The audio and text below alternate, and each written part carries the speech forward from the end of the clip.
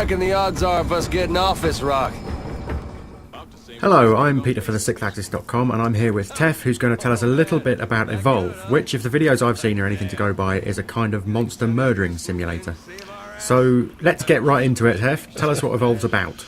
So it's this monster murdering simulator. Oh, damn it, I messed that up even, I can't believe that. Evolve is it's this pretty cool multiplayer focused game where instead of having like two teams of, 16 soldiers pounding against each other, you've got asymmetrical multiplayer. So you've got 4 human hunters, and they are going into this exotic alien environment on an alien planet, far into the future, and they're trying to hunt down like this one big monster. So you've got 4 players against 1. Can I just interrupt and stress that when you say asymmetrical multiplayer, we're not talking that kind of couch co-op like Mario Galaxy thing where one person has like something very light and inconsequential to do, are we? No, not anything like that, because everyone is still very much involved in the game. Yes. And it's like there's I don't think there's even a split screen in this. This is all over the internet. This is all everybody's absolutely going at it. But you do have very different styles of game to play depending on what you're doing.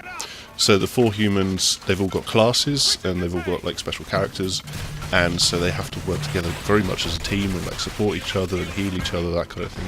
Whilst the monster just has to go and like you're the boss in like a big boss battle. And you have to go get yourself a bit leveled up over the course of the match, and then go at the hunters and try and take them down and kill them.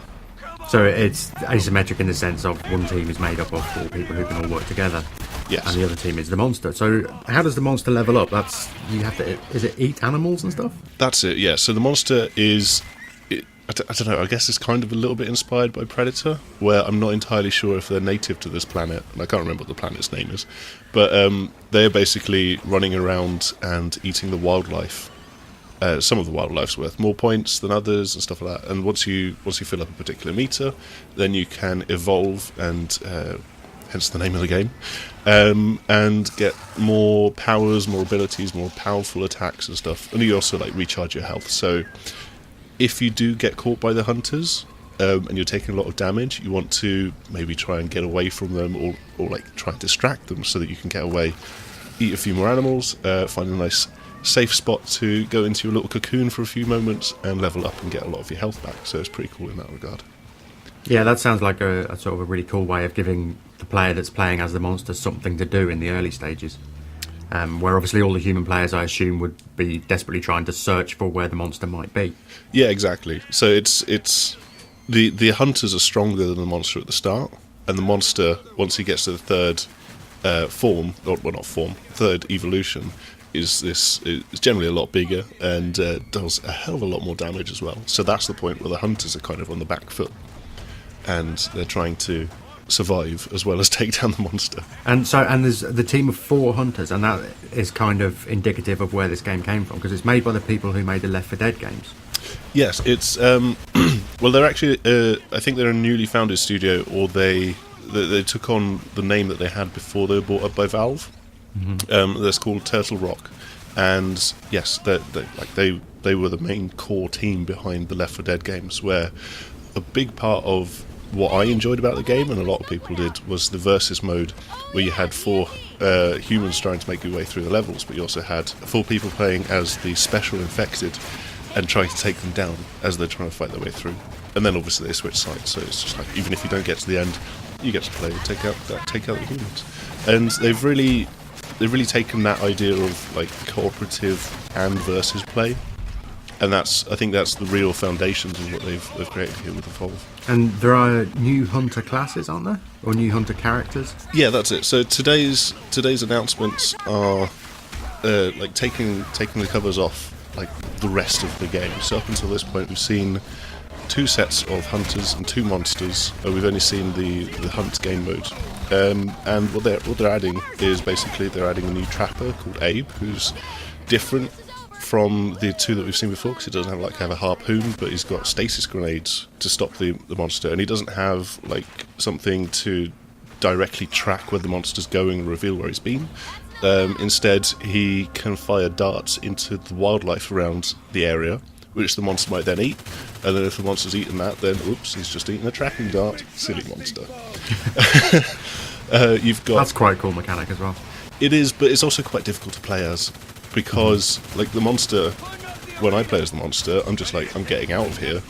And so when Abe drops in and he's trying to like mark the wildlife around him, it's just sort of like, well, the monster's solid off to the other side of the map. He's not.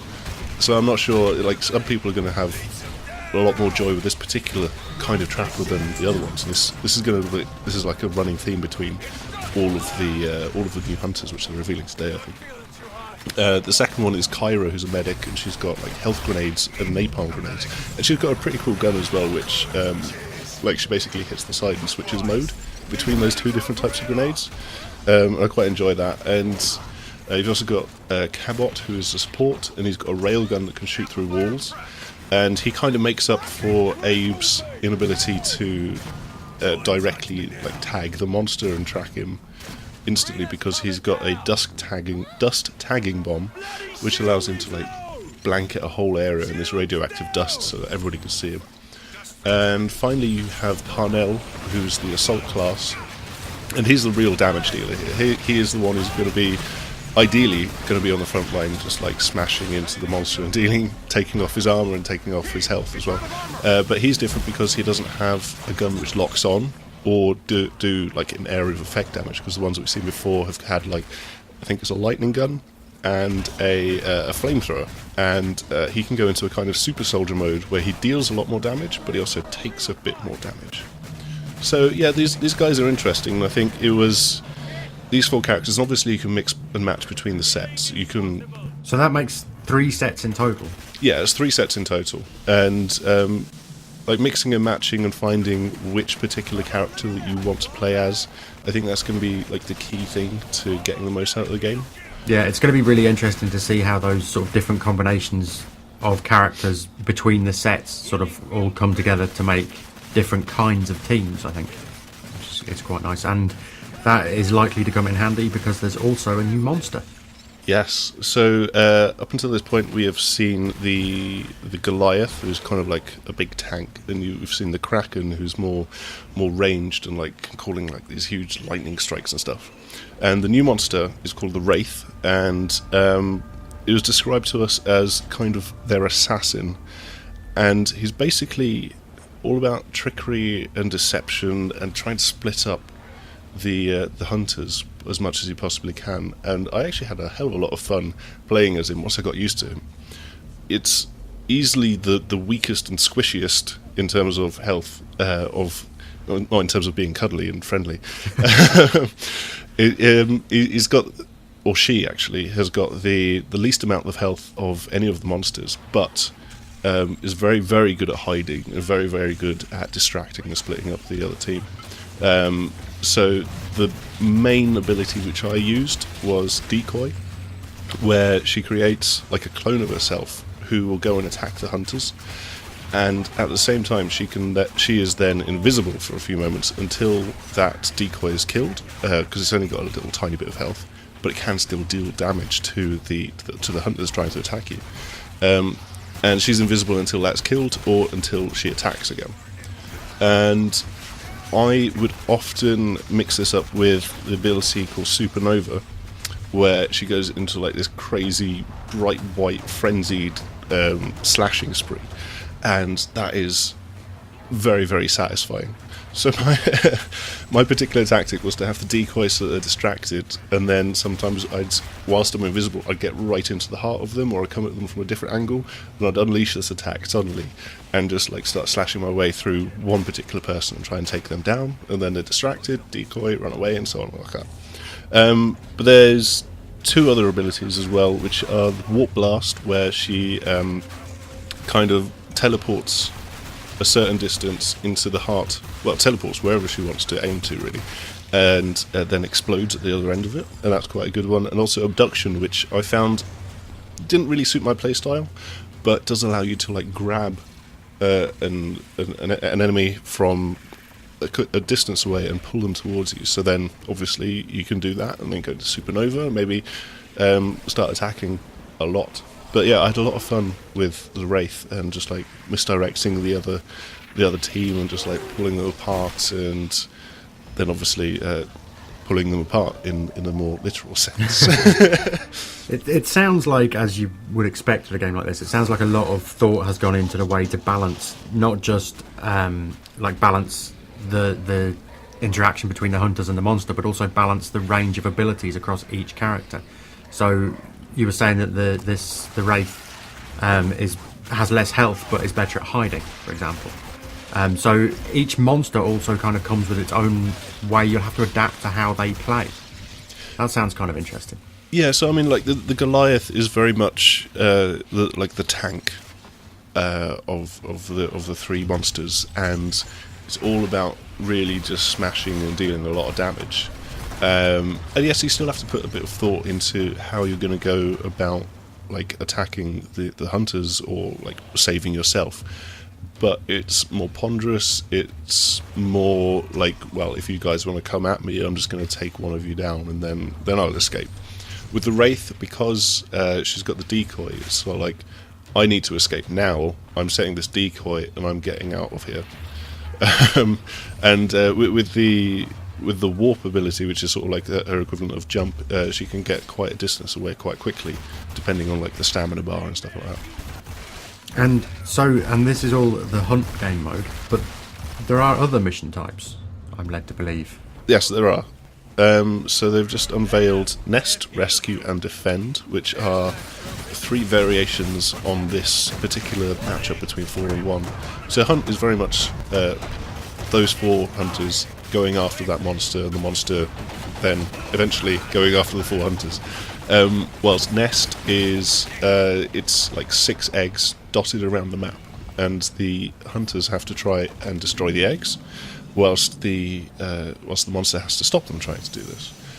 Rescue is then turning the tables on that, so the hunters have to find and rescue human survivors on the planet and try and get them to an extraction zone. And in this case, there's sort of like 3 waves, where you have 2 survivors, and then 5 survivors, and it's the first one to get the majority of the survivors, and that final round is always going to be the deciding round. And so, like, you can always pull it back in the final round because there's 5 to take out potentially, or 5 to rescue.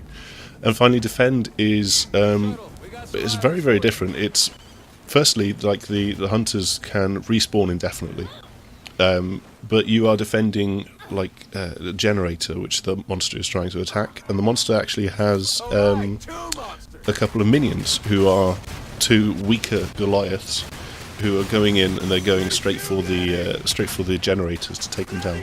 And the ultimate goal here is that the monster is trying to take out like a fueling rig, which is fueling up this big spaceship hovering above the map, and is trying to refuel so that it can escape.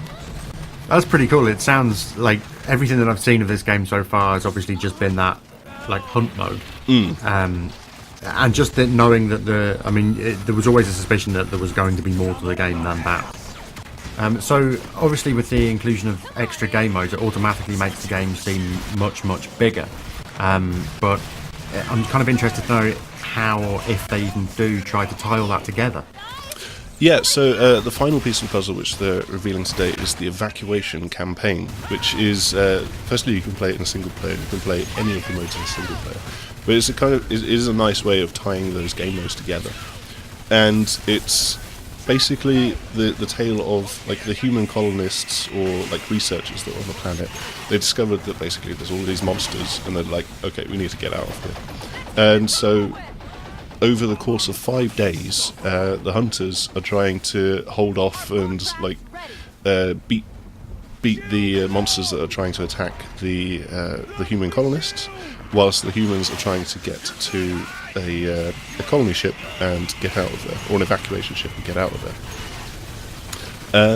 And yeah, so you go through each of the game modes, and you start off maybe with Hunt, and then after each round, you all vote for what you want the next round to be. And if you've won the last round, then you get a perk on that next round, which could be that there's maybe more wildlife for the monster to eat, or there's like like an orbital barrage for the humans, which tries to attack the monster as it's going around the map. Those first 4 days, though, they're always hunt, nest, and rescue, and those happen across like 12 different maps. And there's actually a nice campaign map where you pick what you want the next one to be. It's sort of like you're moving from one side of the world to the other, so there's a little bit of a running theme through there. But the defend game mode always happens on 4 bespoke maps because it's such a completely different game mode, and it's a nice way of capping it off because it really is that make or break situation, and it's always going to be that whoever wins defend at the end of each campaign wins the campaign as a whole. But you still get a ton and tons of XP. So if you've won the first 4 rounds, for example, and lost the last one, then you get XP to reward you for that particular feat. And if you're playing, this is all playable single player. So if you're playing as single player as one of the hunters, then the other 3 members of your team are just AI bots. Yeah, those will be AI bots, and I think that they'll probably do a pretty decent job of following you around. I only played the Evacuation campaign in single player as the monster at this preview event because it was kind of like, let's get you used to the monster and how that plays. Like, you can figure out being a hunter later, but knowing what you're doing with the monster is quite important because you don't have anyone else to rely on. That kind of makes sense too, because you've already played 100 video games where you play as a human character with a gun. I find that quite rare, actually. So kind of learning how to use a monster which is going to have its own set of like strange mechanics and stuff, that sort of makes sense. I think that probably is a good place to leave it for today. The game's out, is it the middle of February sometime? It's on February 10th, and it's PlayStation 4, Xbox One, and Microsoft Windows. Microsoft Windows. And we'll have a full review around about that sort of release time. So that's it. All sounds pretty good. I'm certainly much more interested than I was before we started this chat, so that's good work. And then I've done my job. Good work, Evolve people, and good work, Tef. Okay, so we'll leave it there. Thanks, Tef, and bye, everyone. Bye. Wow, a whole ship full of people.